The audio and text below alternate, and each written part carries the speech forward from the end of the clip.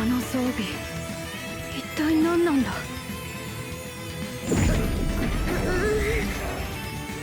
驚いてないで、ちょっと助けてください。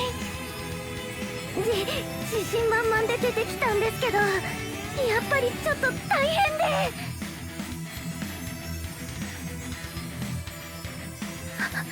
ちょっと待って、毒ムム執行官。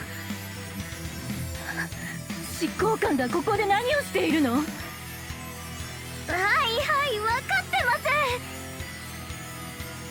帝国の執行官の評判が悪く、行く先々で血の嵐が吹き荒れて。